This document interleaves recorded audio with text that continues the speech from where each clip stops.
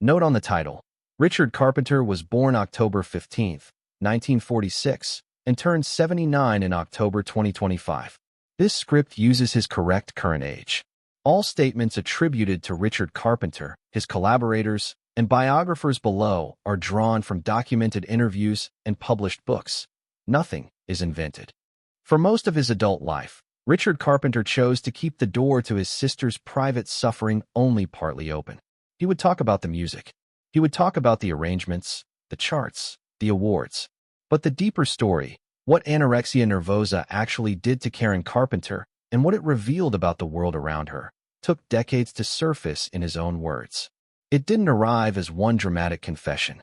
It arrived slowly, in pieces, across interviews, documentaries, and finally a definitive authorized biography he spent years helping to build. This is the story of what Richard Carpenter has actually said, and what it tells us about a sister whose voice the world thought it knew completely. Karen Carpenter was born March 2, 1950, in New Haven, Connecticut, 3.5 years after her brother Richard. Richard was identified early as musically gifted, and the family's attention organized itself around his development. Karen grew up in a home filled with her father Harold's large record collection, jazz, classical, and popular music of the era, and she absorbed it constantly, long before anyone treated her own musical instincts as something worth cultivating in their own right. In June 1963, the family relocated from Connecticut to Downey, California, a move made to put Richard closer to the music industry. Karen, then 13, left her school and friends behind for an opportunity that was never framed as hers. It was in Downey, almost by accident, that Karen found the instrument that would define her early identity as a musician. She joined her high school band, initially to avoid a gym requirement, and was first given a glockenspiel, which she disliked. After watching another student play drums, she asked to switch. Her parents bought her a Ludwig drum kit, and she practiced with an intensity that impressed the people around her. Biographers and bandmates have described her drumming ability as remarkable for how quickly she developed real technical control. She studied under jazz drum instructor Bill Douglas and became, by her teenage years, a genuinely accomplished player. In 1965, Richard formed the Richard Carpenter Trio with Karen on drums. The group won the Hollywood Bowls Battle of the Bands in 1966 and landed a contract with RCA, which ultimately shelved their recordings. Karen herself later won the John Philip Sousa Band Award. She was, by any measure, a serious musician in her own right, not simply an accessory to her brother's ambitions. When Herb Alpert signed Richard and Karen to A&M Records in 1969, their career accelerated quickly. Karen initially performed behind the drum kit, singing while she played, a skill that required real coordination and control. But as the duo's visibility grew, industry figures decided that audiences needed to see her clearly, and she was moved to the front of the stage as a stand-up vocalist, with Cubby O'Brien eventually taking over on drums for live performances. This is a detail Richard and biographers have returned to repeatedly, because it mattered. Karen had considered herself a drummer first, and being repositioned as a solo, spotlighted vocalist changed her relationship to performing. The hits that followed, They Long to Be, Close to You, We've Only Just Begun, Top of the World, Superstar, Rainy Days and Mondays, made the Carpenters one of the defining acts of the era. Awards and record sales followed. So did a punishing schedule. Richard has been candid, in later interviews, about how unsustainable that schedule was. Reflecting on the group's touring years, he has said plainly that site index equals 3-1. Looking at their old schedules, especially the string of one-night shows, they didn't need to be doing them, /site. A pointed acknowledgement that the pace was avoidable, not inevitable. He has also pointed to a structural failure behind that pace.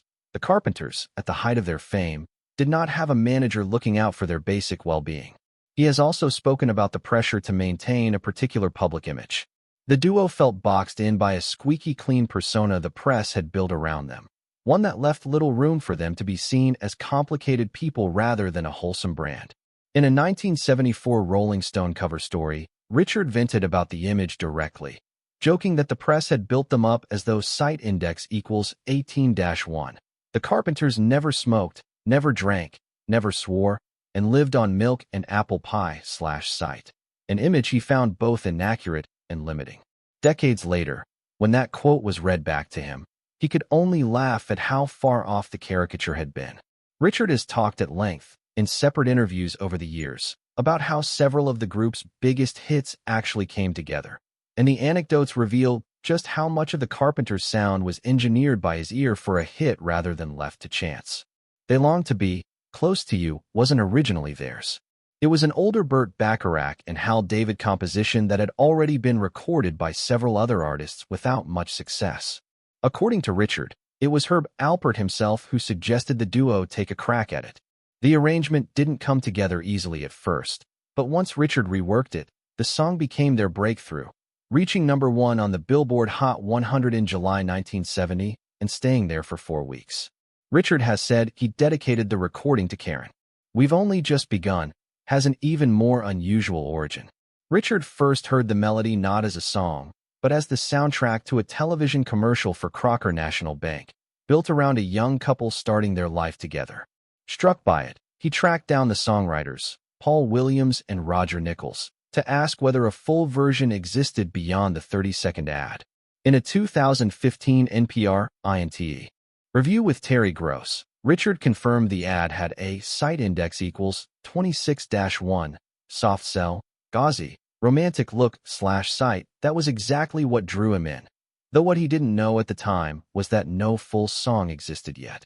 Williams later admitted in a documentary that when Richard came asking, the writers simply told him a longer version was already written, even though it wasn't. They scrambled to finish the song rather than lose the opportunity. The finished single became the Carpenters' second consecutive gold record.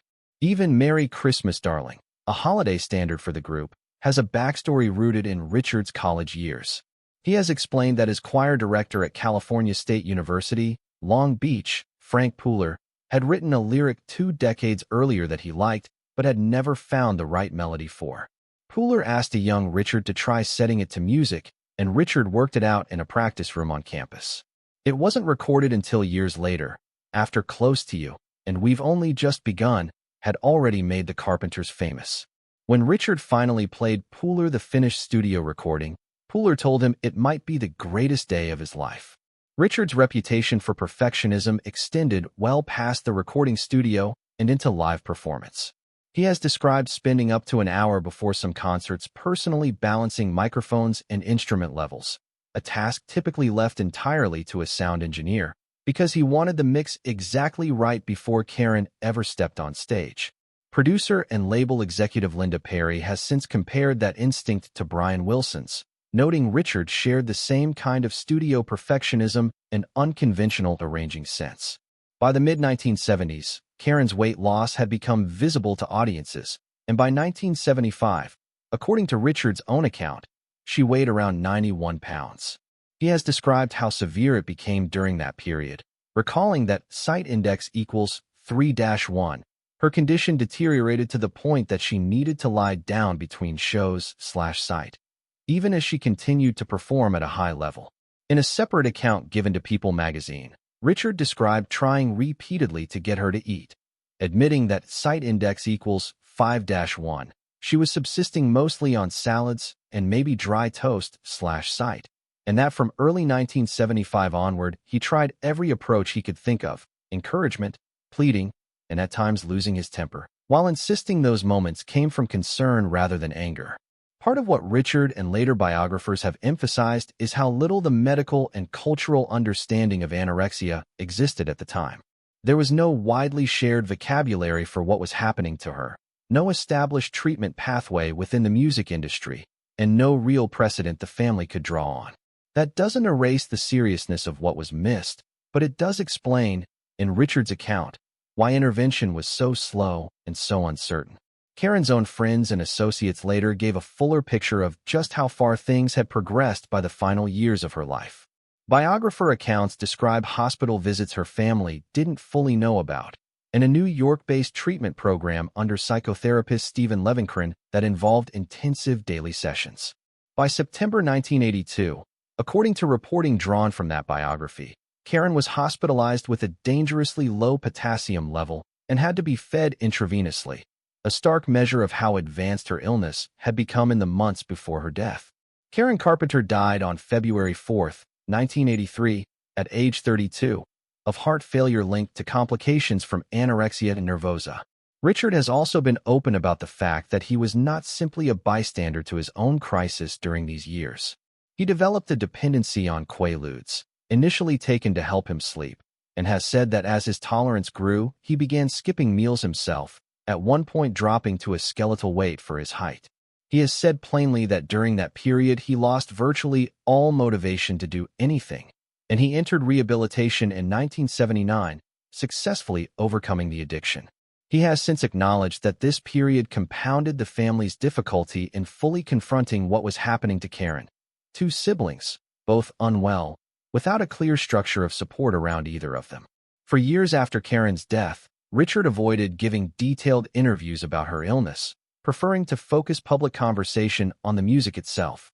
According to the authors of the 2021 biography Carpenters, The Musical Legacy, journalist Mike Sidoni Lennox and musician Chris May, he was genuinely reluctant to revisit the subject again, having already been through difficult retrospectives before. Lennox has said that by the time this project came along, the subject was still emotionally raw for him, and that the authors weren't sure at the outset whether they would get his cooperation at all. What ultimately changed his mind, by his own account, was the chance to correct the record rather than simply relive it. Richard told interviewers that he felt the group's legacy had become overshadowed by Karen's death and the speculation around it, at the expense of recognition for what they actually built musically. He agreed to participate on the condition that the book not sensationalize the personal demons, while still, at his own insistence, directly addressing both Karen's anorexia and his own Quaalude addiction rather than skipping past them. That balance, acknowledging the illness honestly without turning it into the whole story, is the clearest articulation of where Richard has landed after decades of near silence. Beyond the illness itself, Richard has used recent interviews and public tributes to describe who his sister was as an artist and a person. He has called her voice a one-in-a-billion instrument, distinct from his own more blended, harmony-oriented vocal style. He has described the closeness between them, noting in one interview that they were so alike in taste and sensibility that friends used to joke they were sight index equals 6-1, almost like male-female clones/sight, sharing the same opinions on nearly everything from comedians to music. He continues to mark her birthday and the anniversary of her death publicly. In a February 2024 tribute, he wrote that it was hard to believe more than 4 decades had passed since she died, and expressed regret that not every one of those years produced new posthumous material for fans to hear, given how much more the world could have heard from her. In March 2026, marking what would have been her 76th birthday, he again posted a tribute reflecting on how much he still misses her. Richard has also given detailed, on-record accounts of how several of the Carpenters' biggest songs actually came together, stories that round out the picture of him as the group's arranger and de facto producer, working closely with Karen's voice rather than simply behind her. Close to You arrived almost by accident. The duo signed to A&M in April 1969, and Herb Alpert handed them a Burt Bacharach, Hal David song that other artists, Dionne Warwick, Dusty Springfield, and actor Richard Chamberlain, had already recorded without much success. Richard has said the song only became a serious contender once he reworked the arrangement, and it went on to give the Carpenters their first #1 hit. We've Only Just Begun had an even more unusual origin. It began as a bank commercial jingle written by Paul Williams and Roger Nichols. Richard heard it on television, tracked down the full song, and built one of the duo's signature ballads around it. Rainy Days and Mondays came to Richard as a demo from the same songwriting team, Williams and Nichols, who had already given the group We've Only Just Begun. He has said he immediately felt it was right for Karen, and that he deliberately kept the arrangement sparse, piano, bass, and drums under her lead vocal, specifically to keep the focus on her voice rather than layering it with production. The track was recorded just weeks before Karen's 21st birthday and became one of the group's best-remembered singles, peaking at #2 on the charts. Superstar was a cover of a song originally associated with Leon Russell and Bette Midler. Richard has spoken about reshaping its arrangement to suit Karen's phrasing, and decades later, Working on a 2019 orchestral re-recording project with the Royal Philharmonic Orchestra, he revisited the track again, adding horns to the interlude, and finally getting the ending the way he'd always wanted it. A detail that shows how long he continued refining work, first cut nearly 50 years earlier.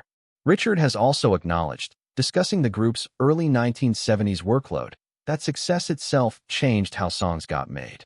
He has said that once Close to You and We've Only Just Begun took off, their schedule became considerably less relaxed, leaving him far less time to search for or write new material, which is part of why the group leaned so heavily on outside songwriters like Williams, Nichols, and Bacharach and David during those peak years.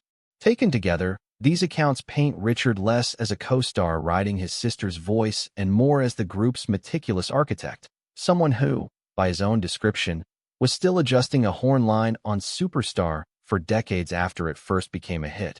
In the same interviews where he was finally willing to discuss what touring at that pace had cost his sister. Long before the authorized 2021 biography, Karen's story was told twice on screen, and Richard's reaction to each says a great deal about how carefully he tried to control the narrative around his sister for most of his life. The first was Superstar, the Karen Carpenter story, a 1987 experimental short film made by a then-unknown film student named Todd Haynes, who would go on to direct Far From Heaven and Carol. Haynes told Karen's story almost entirely using Barbie dolls, including a doll whose face was gradually whittled down with a knife over the course of the film to depict her physical decline. The film used Carpenter's recordings throughout without securing music rights, and it also portrayed Richard in a way he found deeply objectionable, as controlling and unsympathetic toward Karen, with dialogue that implied he was a closeted gay man. Richard sued, won on copyright grounds in 1990, and the film was ordered pulled from distribution entirely. Officially, the case turned on unlicensed music. Unofficially, it was widely understood that Richard's objection to how he and Karen's illness were portrayed was just as central to the fight. Despite the ban, bootleg copies have circulated for decades, and the film has become a cult object studied in film schools precisely because it is so difficult to see.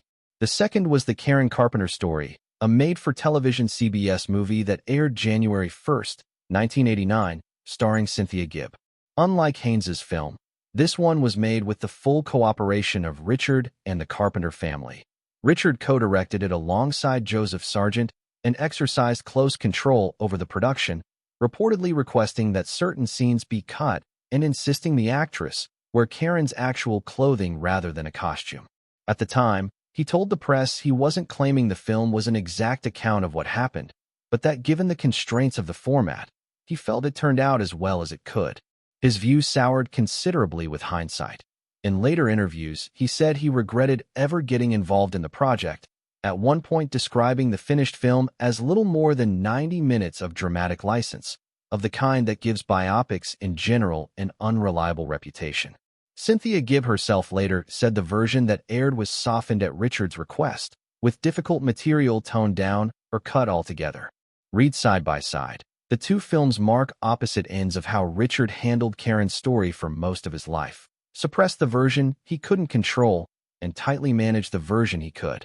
It's part of what makes his eventual, more open cooperation with the 2021 biography, where he insisted the authors deal directly with both Karen's anorexia and his own addiction rather than skip past them, read as a genuine shift rather than simply another curated retelling.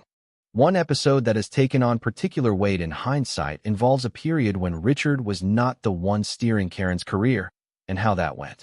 In 1979, Richard stepped back from Carpenter's recording to enter treatment for his Quaalude addiction. Karen, eager to keep working, decided to make a solo record and, at Herb Alpert's suggestion, began sessions in New York with veteran producer Phil Ramone. The album pushed into territory the Carpenters' sound had never touched, disco and uptempo pop, a cover of Paul Simon's Still Crazy After All These Years, a duet with Peter Cetera, giving Karen a chance to be heard as something other than half of a brother-sister act.